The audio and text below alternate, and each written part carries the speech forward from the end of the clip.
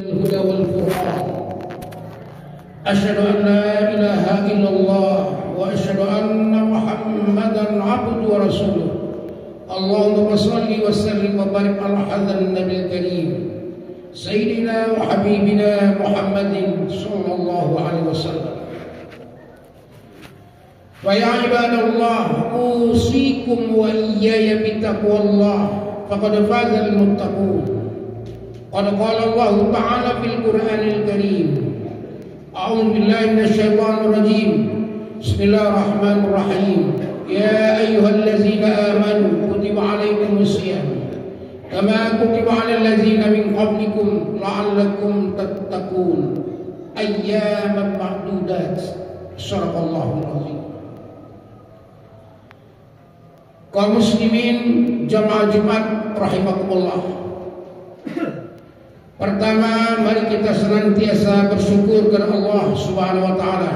Alhamdulillah di bulan suci Ramadan ini, di tengah teriknya panasnya matahari, kita masih bisa melaksanakan salah satu kewajiban rutin kita sebagai muslim di samping siam adalah menunaikan ibadah salat Jumat.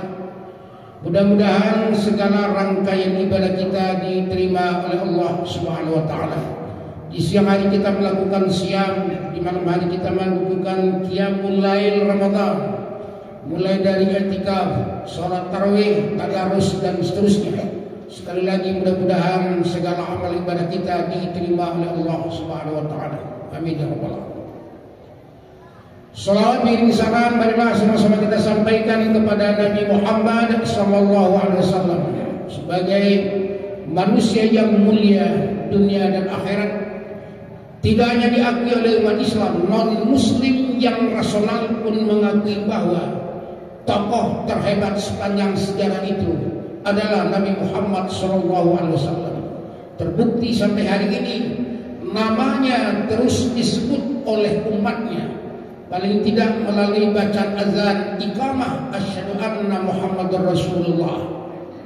Sampai hari ini beliau terus didoakan oleh umatnya melalui bacaan salawat Allahumma sholli ala sayyidina Muhammad. Sampai hari ini makam beliau terus diziarahi oleh umatnya. Ini bukti bahwa beliau adalah tokoh terhebat termasyhur sepanjang sejarah. Sebagai renungan bagi kita sebagai umat Nabi Muhammad, seandainya kita meninggal dunia berpindah alam, siapa sih yang akan rutin menyebut nama kita? Adakah sesuatu yang kita tinggalkan untuk dunia dan generasi kita? Kalau kita hari ini berpulang ke rahmatullah, siapa sih yang akan serius mendoakan kita? Mudah-mudahan anak keturunan kita serius mendoakan kita. Dan kalau hari ini kita meninggal dunia, siapa sih yang akan rutin menziarahi kubur kita? Paling tidak singgah dan membersihkan kubur kita. Kitalah yang paling tahu dengan diri kita. Maka sebab itu, mari kita tauladani Rasulullah sallallahu alaihi wasallam. Kaum muslimin jamaah Jumat rahimakumullah. Sebagai rujukan khutbah kita hari ini adalah perintah yang Allah turunkan tahun kedua Hijrah, yakni Al-Baqarah 183 dengan tema puasa adalah ibadah al-imsakiyah. Kaum muslimin jamaah Jumat rahimakumullah, kita sudah lalui hari demi hari Ramadan. Pada hari ini posisi kita sudah sepertiga akhir Ramadan. Kalau sedikit kita buka file tentang Ramadan, dalam salah satu pidato Nabi Muhammad SAW, laqad ja'akum syahrun azim, telah datang kepada kamu satu bulan yang penuh keberkahan. Di bulan itu kata Rasulullah, Allah melipat gandakan pahala amal ibadahnya. Bahkan kualitas sholat sunat sama kualitasnya dengan wajib di luar Ramadan. Sholat sunat di bulan Ramadan kualitasnya, pahalanya sama dengan 70 wajib di luar Ramadan. Di bulan itu kata Nabi Muhammad, Allah membuka pintu maghfirahnya. Ramadan juga bulan maghfirah, bulan penuh amnesti.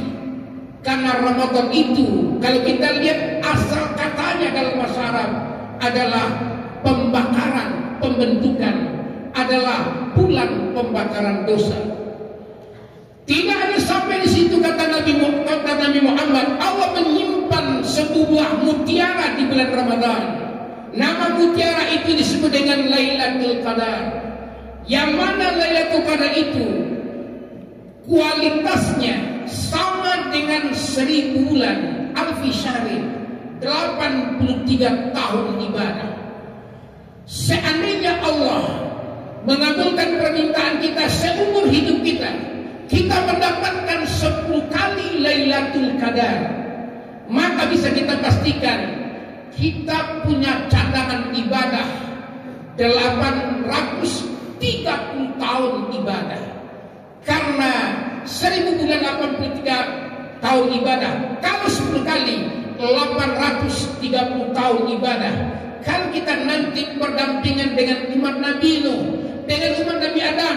Nabi Adam umurnya 1050 tahun, Nabi Nuh umurnya 1000 tahun. Orang dulu panjang-panjang umurnya, pasti ibadahnya banyak. Kalau kita ingin punya kebanggaan nanti berdampingan dengan umat-umat Nabi yang lainnya, mudah-mudahan inilah potensi yang Allah berikan di bulan Ramadan. Namanya Lailatul Qadar. Allah melipat gandakan ibadah. Satu malam kualitasnya sama dengan 83 tahun ibadah.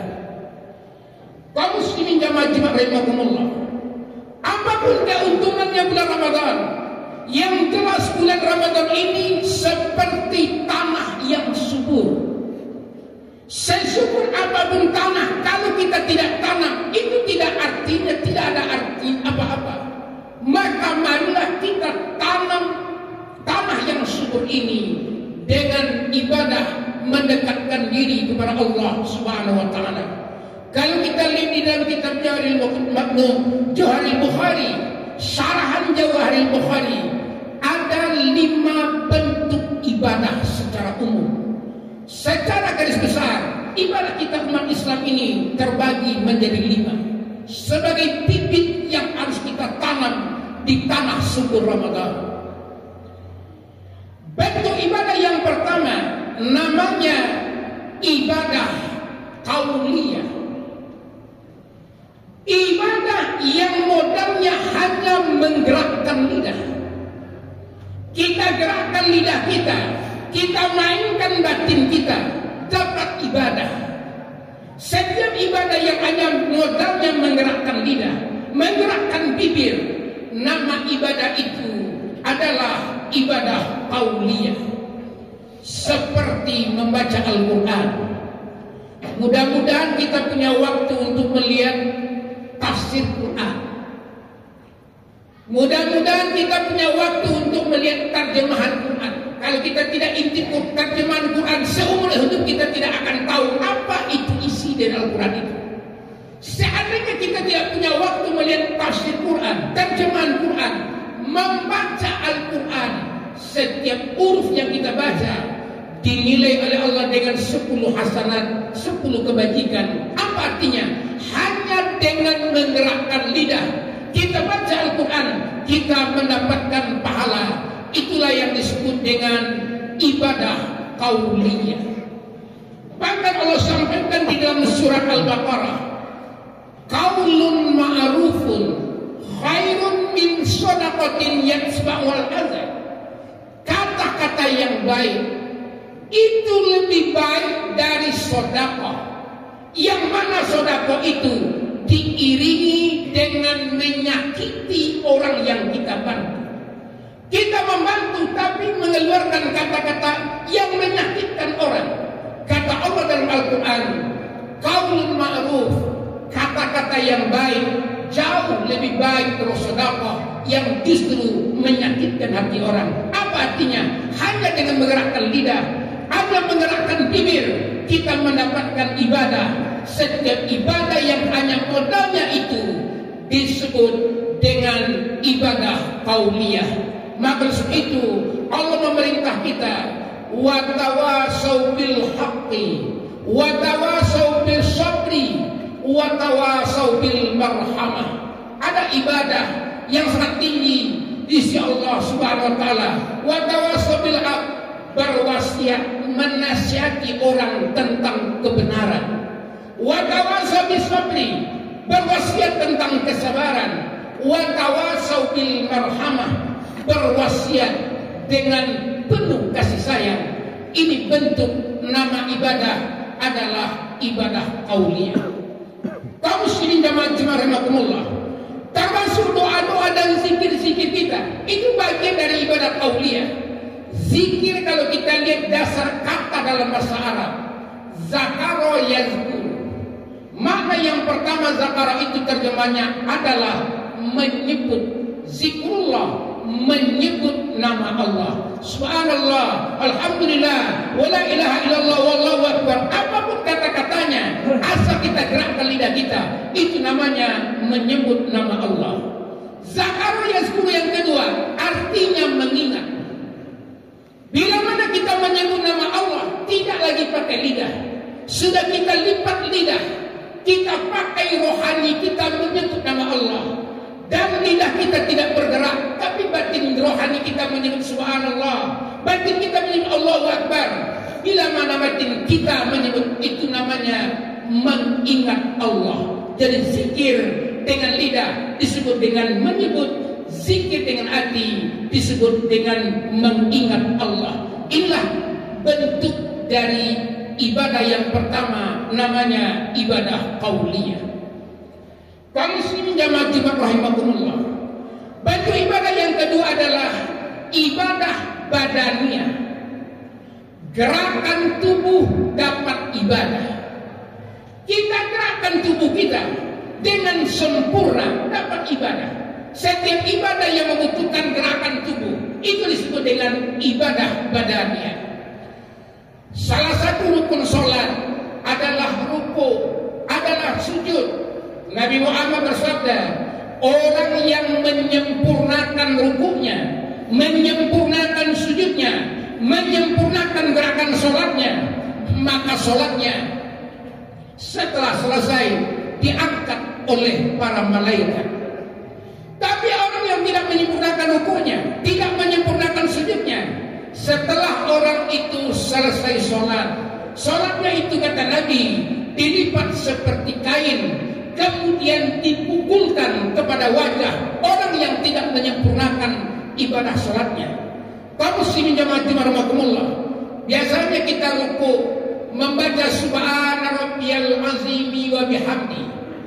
Sekarang bagaimana kalau kita ruku tidak membaca apa-apa? Biasanya kita sujud membaca subhana rabbiyal a'la wa bihamdi. Hari ini seandainya kita ruku dan kita sujud tidak membaca apa-apa, apakah sholat kita tetap sah? Jawabannya, subhana rabbiyal a'la itu hukumnya sunat, itu sunat sholat. Apa artinya? Diam pun kita waktu ruku, diam pun kita waktu sujud, sholat kita sah. Karena tasbih itu bukan rukun yang 13. Apa artinya? Yang dinilai oleh Allah bukan bacaan tasbih kita. Yang dinilai oleh Allah adalah gerakan tubuh. Kesempurnaan kita di waktu ibadah ruku, kesempurnaan kita waktu sujud, kesempurnaan gerakan hay'ah atau fi'li kita di dalam melaksanakan ibadah sholat. Setiap ibadah yang butuh gerakan tubuh itu disebut dengan ibadah badaniyah. Ada duri tengah jalan, kita gerakkan tangan kita, kita pindahkan ke pinggir jalan, dapat ibadah. Ibadahnya namanya ibadah badaniyah. Ada masjid, kita keluarkan keringat kita gotong royong membangun masjid, membangun rumah Allah, kita keluarkan keringat kita gerakkan badan kita. Itu namanya ibadah badaniyah, ibadah yang butuh gerakan tubuh. Bentuk ibadah yang ketiga itu adalah ibadah maliyah. Mal itu artinya harta. Ibadah yang butuh modal. Setiap ibadah yang yang namanya sedekah. Di situlah letaknya infak. Di situlah letaknya wakaf. Di situlah letaknya pemberian hadiah dan seterusnya. Setiap ibadah yang butuh harta itu disebut dengan ibadah maliyah. Sedekah kita tidak akan sah bila mana kita tidak mau mengeluarkan hak kita. Infak kita tidak akan ditulis oleh malaikat bila mana kita tidak mau mengeluarkan uang dan kekayaan kita. Wakaf kita tidak akan diterima oleh Allah bila mana kita tidak ada mengeluarkan statement wakaf, menulis, tertulis, diserahkan, diadministrasikan oleh Departemen Agama, dikeluarkan. Maka setiap ibadah yang membutuhkan harta disebut dengan ibadah maliyah. Menjelang detik-detik akhir Ramadan ada namanya zakat fitrah. Siapapun yang bernyawa menjelang Idul Fitri, lahir di malam terakhir, malam takbir, tetap bayar zakat. Nama zakatnya adalah zakat fitrah, pajak nyawa. Siapa yang bernyawa di hari itu, keluarkan pajaknya yang dengan bentuk zakat fitrah. Itu bagian dari ibadah maliyah. Kaum muslimin jamaah Jumat rahimakumullah. Yang keempat ibadah namanya ibadah al-imsakiyah. Al-imsakiyah itu artinya menahan. Kita tahan, kita kendalikan diri kita dapat ibadah. Itulah puasa. Puasa itu bukan bergantung dengan harta, bukan bergantung dengan gerakan tubuh, bukan bergantung dengan kata-kata. Ibadah puasa adalah ibadah imsak, al-imsakiyah. Kita tahan, kita rem. Di waktu kita tahan makan, kita tahan minum, kita tahan segala yang membatalkan puasa. Nahan dapat ibadah. Itulah yang disebut dengan ibadah al-imsakiyah. Seperti kita membawa kendaraan, menuruni penurunan yang sangat terjal. Apa yang kita lakukan? Kita rem dan kita kendalikan setir. Itulah yang namanya imsak. Itulah yang namanya ibadah puasa. Maka oleh sebab itu kaum muslim jamaah rahimakumullah, imsakiyah hanya kita temukan di bulan Ramadan. Kenapa kita tidak temukan imsakiyah di luar Ramadan? Isinya sama. Jadwal waktu sholat mulai dari subuh, zuhur, asar, maghrib dalam kurung berbuka. Isinya sama dengan kalender yang lain. Kenapa hanya kita temukan di bulan Ramadan? Ternyata imsakiyah itu adalah bentuk ibadah. Ibadah puasa, ibadah yang modalnya menahan dan mengendalikan diri. Itulah inti dari puasa. Setelah kita menahan dan mengendalikan diri, kita bermuara kepada la'allakum tattaqun, membentuk pribadi orang-orang yang bertakwa. Kaum muslimin jamaah rahimakumullah, terakhir bentuk ibadah kelima itu disebut dengan ibadah al-ijtimaiyah, kumpulan ibadah. Disitulah ibadah haji dan umrah. Tiada balasan bagi haji dan umrah yang mabrur kecuali surga. Allah tidak hitung-hitungan tentang haji dan umrah. Kenapa? Karena itu puncak ibadah, kumpulan ibadah. Dalam ibadah haji dan umrah ada namanya ibadah qauliyah. Labbaik Allahumma labbaik, labbaik la syarika laka baik, innal hamda wan ni'mata wal mulk la syarika laka baik. Setiap tempat-tempat itu ada doa yang harus kita baca, disunahkan membacanya, butuh gerakan lidah. Setiap ibadah yang butuh gerakan lidah disebut dengan ibadah qauliyah. Waktu haji dan umrah kita melakukan tawaf, mengelilingi Ka'bah, butuh kekuatan fisik, butuh gerakan tubuh. Kita sa'i antara Safa dan Marwah, berlari kecil atas bukit Safa dan Marwah, butuh kekuatan fisik. Setiap ibadah yang butuh ke fisik itu disebut dengan ibadah badaniyah. Yang ketiga, kita haji dan umrah, keluarkan ONH. Kita keluarkan dari saku kantong kita, membayar ongkos naik haji atau ongkos untuk umrah. Angka berapa yang kita keluarkan tergantung fasilitasnya. Kita tidak pikir panjang mengeluarkan uang untuk itu.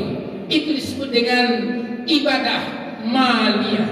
Terakhir di waktu pelaksanaan haji dan umrah, apalagi haji, ada pantangan-pantangan yang mesti harus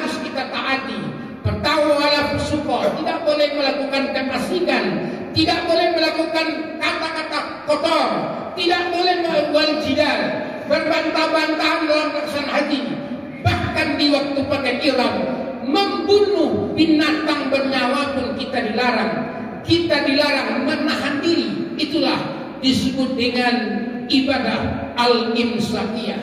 Jadi bentuk ibadah yang empat ini mari kita maksimalkan di akhir Ramadan ini, sepertiga akhir Ramadan. Mudah-mudahan Allah memberikan kepada kita keampunan dan pahala yang berlipat ganda keluar dari Ramadan, seperti anak yang baru lahir dari ibunya, diampuni segala dosa-dosa kita yang berlalu. Minal aidina wal faizin faqtabiru ya ulil absar la'allakum turhamun.